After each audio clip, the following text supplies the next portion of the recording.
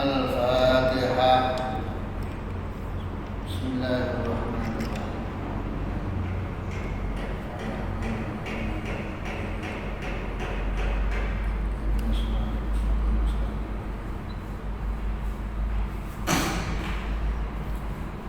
Bismillahirrahmanirrahim. Alhamdulillahirabbil alamin. Allahumma shalli ala sayyidina Muhammad wa ala alihi washabbihi ajmain. Amma ba'd. Alhamdulillah, pada hari ini kita bisa ketemu dengan kalian kelas 10 untuk pelajaran usul fikih. Kalau kemarin kita sudah mempelajari tentang sedikit sejarah daripada perkembangan usul fikih, pada kali ini kita masuk pada materi pokoknya. Kalian supaya menulis di bukunya atau di kitabnya, kalau bisa ya menulis saja di bukunya sehingga nanti bisa menerima secara jelas. Kita mulai. Bismillahirrahmanirrahim.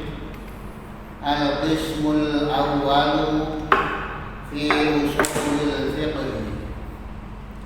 utawi bagian al-awwalu kang pertama fi usulil fiqh iku ing dalem usul fikih.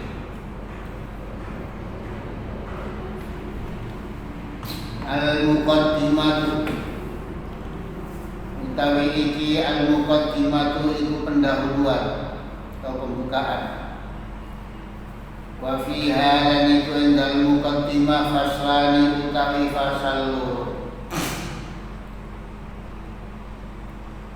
Al-faslul awwalu utawi fasal al-awwalu kang pertama fi ta'rifi usulil fiqh iku ing dalem batasane kepelajarane usul fikih wa maudhu'ihi lan kang diselehi usul fikih wa faidatihi lan faedahe usul fikih.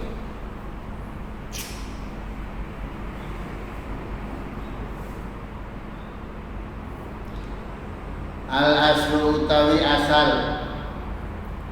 lughatan ing dalem bahasa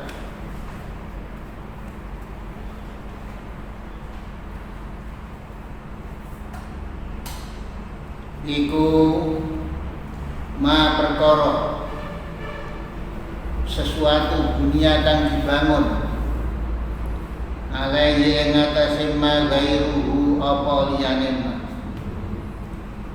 ka aslil jidari kaya asale tembok, ai asasihi tegese dasare jidar, wa asli syajarati lan kaya asale pohon, ai tarafiha tegese pangkali pohon, asabiti kang tetep fil ardi ing dalem bumi. Fa usulul fiqhi mongko utawi usul fikih asasuhu iku dasare fikih.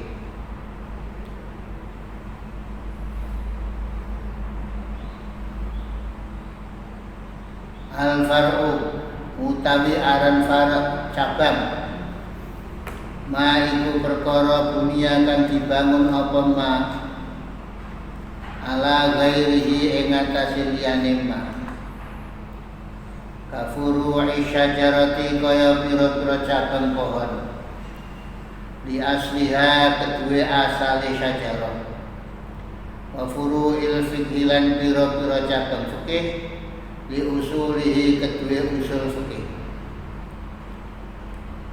Wal aslu utawi asal istilahan menurut istilah ulama usul yuqalu iku diucapna apa al aslu alat dalili ing atase dalil wal qaidatil kulliyati lan qaidah kulliyah warrajihi lan arrajih kang unggul wal mustashabi lan mustashab kang dilanjutno kaqaulihim kaya dawe ulama aslu wujubi zakat utawi asal wajib zakat al kitabu iku kitab Quran ayat dalilu tegese utawi dalil ala wujubiha ing atase wajib zakat iku al-kitabu Quran, kitab Quran. Qala Allah Ta'ala jauh sapa Allah Ta'ala kang maha dhuwur sapa Allah wa atu az-zakat wa atu lan padha netokno sapa sira kabeh padha nglaksanakno sapa sira kabeh az-zakat ing zakat wa qaulihim lan kaya gawe ulama ibahatul maitati utawi halale mangan badan lil mutarri kedue wong kang terpaksa utawa ibahatul maitati utawi menangi mangan badan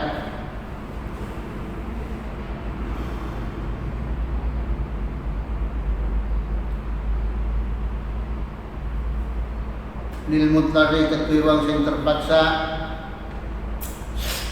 khilaful asli iku nulayani hukum asal ay mukhalifun tegese nulayani lil qaidatil kulliyati maring qaidah kulliyah wahya utawi qaidah kulliyah kullu maitatin haram utawi sakabehane badang utawi setiap batang kullu maitatin utawi setiap batang itu haramun haram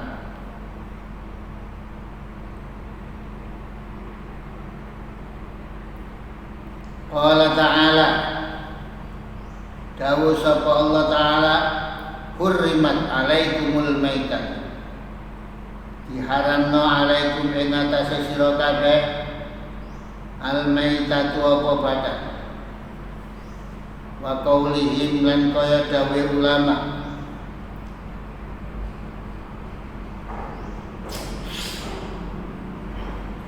al aslu fil kalam al haqiqat utawi asali hukum fil kalami ing dalem omongan al haqiqatu iku makna yang sebenarnya iku makna kang sak temene sak benere ayur rajihu tegese utai kang unggul indasani menurut pendengar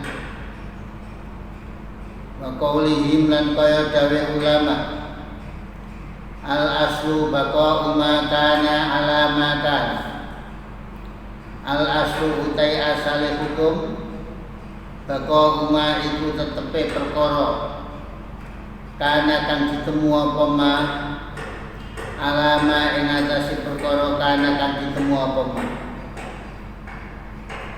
ida tayakona nalika yakin sapa wong al wudu'a ing wudu wa syakkalan mamang sapa wong fil hadasi ing dalem hadas fa wa mongko utawi wong iku tahirun suci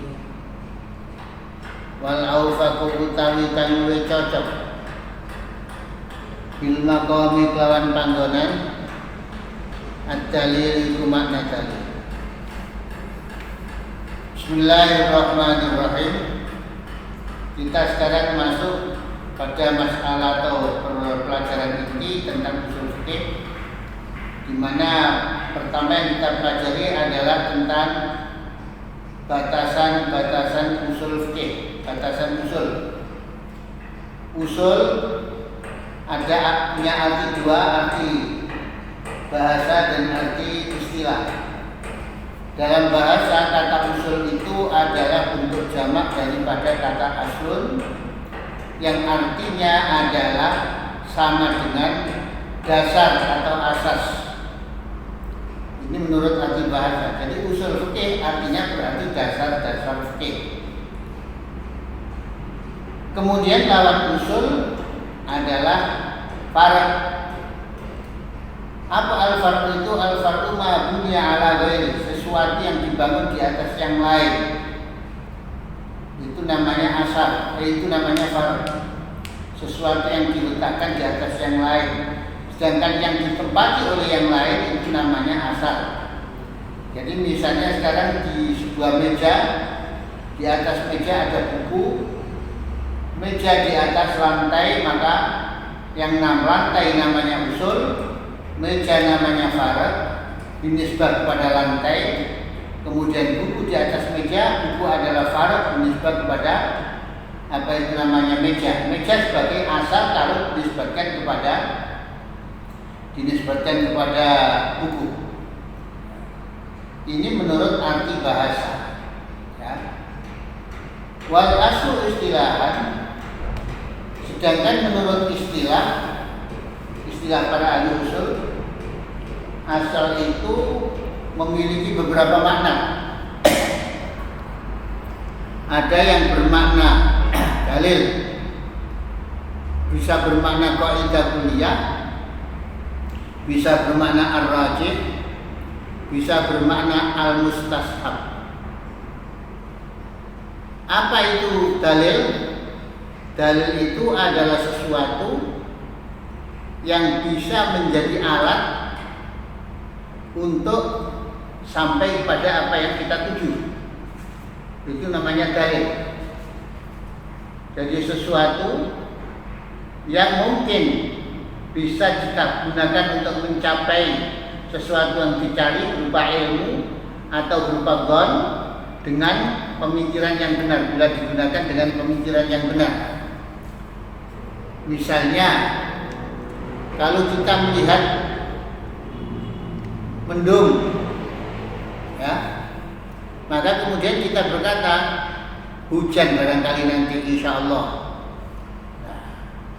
Bisa kita katakan itu apa dalilnya, dasarnya apa? Itu ada mendung. Nah, maka adanya mendung ini menunjukkan atau sebagai dalil akan kemungkinan terjadinya hujan, walaupun tidak pasti terjadinya hujan, tidak pasti. Tapi adanya mendung adalah sebagai dalil daripada kemungkinan adanya hujan. Kemudian yang kedua bermakna qaidah kulliyah. Apa itu qaidah kulliyah? Oh, nanti dulu ya, kita lanjutkan contoh-contohnya dulu, ya.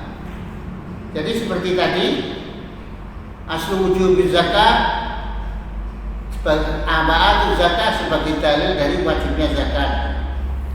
Kemudian hurrimat alaikumul maitah sebagai dalil atas haramnya apa itu namanya, haramnya bangkai.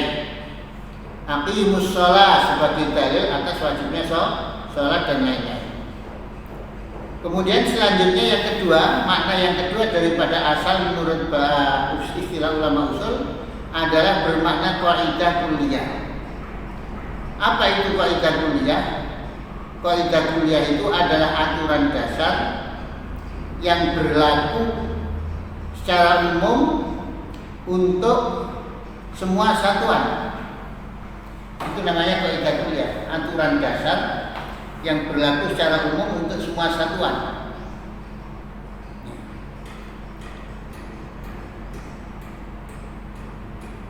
Di sini disebutkan, di contohnya adalah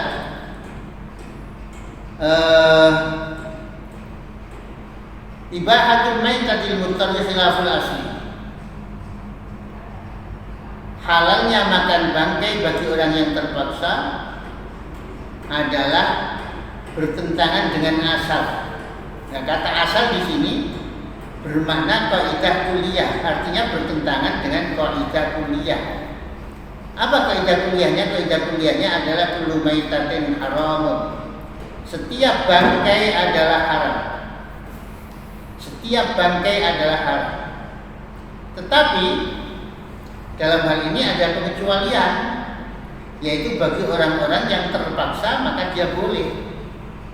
Maka tadi kita sebutkan bahwa yang namanya kaidah kuliah itu adalah aturan-aturan dasar yang berlaku secara umum untuk semua satuan, ya, berlaku secara umum. Jadi ada yang dikecualikan nantinya. Ya, seperti itu tadi, bangkai itu haram kecuali bagi, nah ini, orang-orang yang terpaksa. Wa qaulihim al-asl fil kalam al-haqiqah. Yang ketiga, kata asal bermakna al-haqiqah.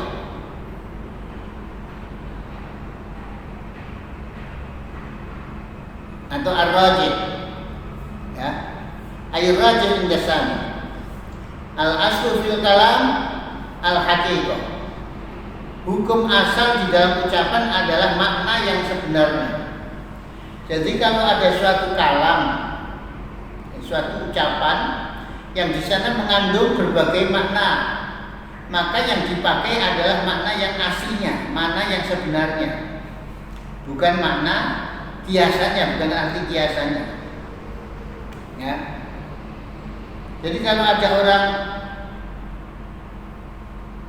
bilang, saya tadi malam tidak tidur, berarti tidak tidur bagaimana? Ya melek enggak turun. Itu makna hakikatnya tidak tidur. Tidak berarti tidak tidur itu kemudian apa itu namanya setengah turu, setengah melek, tidak. Itu makna yang sebenarnya ar-rajih. Jadi al-aslu fil kalam al-haqiqah maka disama dengan artinya ar-rajih fil kalam al-haqiqah. Yang unggul di dalam satu ucapan adalah makna yang sebenarnya. Jadi ketika ada pertentangan antara makna aslinya dengan makna yang arti kiasannya, maka digunakan arti sebenarnya. Wa qaulihim al-aslu baqa'u ma kana ala ma kana. Contoh yang lain, hukum asal adalah tetapnya sesuatu pada keadaan semula. Asal hukum adalah tetapnya sesuatu pada keadaan semula. Contohkan tidak tayakkana wudu, kalau ada orang yakin sudah berwudu. Wa syakka fil hadas, dia ragu dalam berhadas, bahwa tahirun maka dia dihukumi suci. Dia sudah yakin berwudu. Maka kemudian ketika ada keraguan dalam hadasnya, maka sesuatu yang meragukan itu tidak dipegangi. Dasarnya apa di sini? Adalah istishaban lil asli atau mustashab tadi. Melanjutkan hukum asalnya. Mergo wis yakin dia mau mari wudu sebagai hukum asalnya, maka dilanjutkan itu tanpa apa itu namanya dengan meninggalkan apa yang masih meragukan. Sama dengan kita ragu tentang jumlah sholat, saya ini sudah 3 rakaat atau masih 2, maka dipakai yang sudah yakin dikerjakan. Ya, ini kalau dalam kaidah usulnya disebut, kaidah fikihnya disebut al yaqin la yuzalu bisyak. Wal awsaqu bil maqam ad-dalil. Dari sekian makna itu, yaitu makna dalil, kaidah kuliah, rajih, mustashab, yang pas dengan pembahasan kita tentang usul fikih adalah bermakna dalil. Usulul fiqhi utawi usul fikih iku dalil fiqhi, dalil fikih ala sabilil ijmali ing atase dalan gemblengan secara umum, secara garis besar. Kaqaulihim dawe ulama mutlaqul amri lil wujubi utawi mutlaqi perintah, lil wujubi kuduna wajib, wa mutlaqun nahyi utawi mutlaqi larangan, tolak umume larangan boleh, iku lin nahyi li tahrimi kuduna haram, wa mutlaqu fi'lin nabi utawi mutlaqi perbuatan Nabi sallallahu alaihi wasallam, wa mutlaqul ijma' lan mutlaqi ijma', wa Wa mutlaqul qiyas lan mutlaqul qiyas hujajun iku pira-pira dasar hukum. Jadi usul fikih, setelah kita tadi berbicara tentang makna usul dan farad, asal dan farad, maka sekarang usul fikih artinya adalah dalilul fiqh ala sabilil ijmal, dalil-dalil fikih secara global, secara umum. Itu usul fikih. Jadi yang dibicarakan yaitu nanti kita belajar dalil-dalil fikih secara umum, sehingga akan mengetahui hukum-hukum fikih secara rinci nanti kita.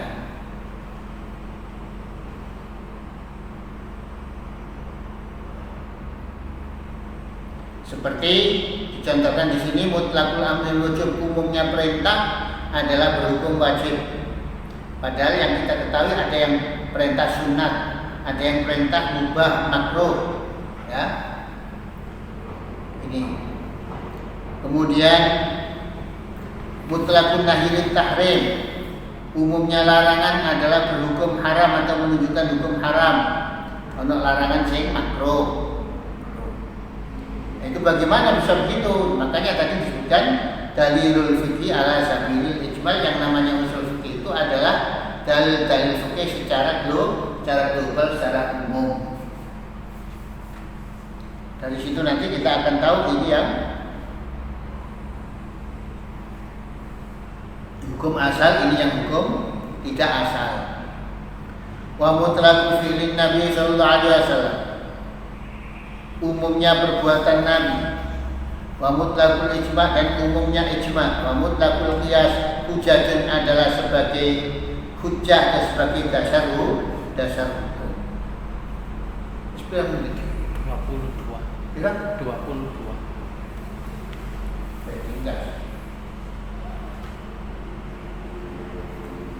Sampai 30 buat lagi.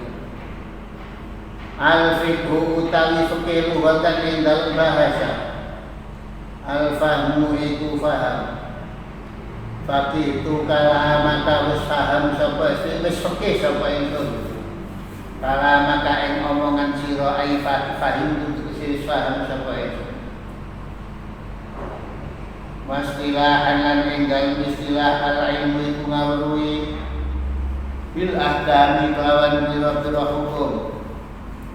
Asyariyati kang bangsa syarak, allati kang tariquha kang utawi dalane allati al-ijtihad iku ijtihad,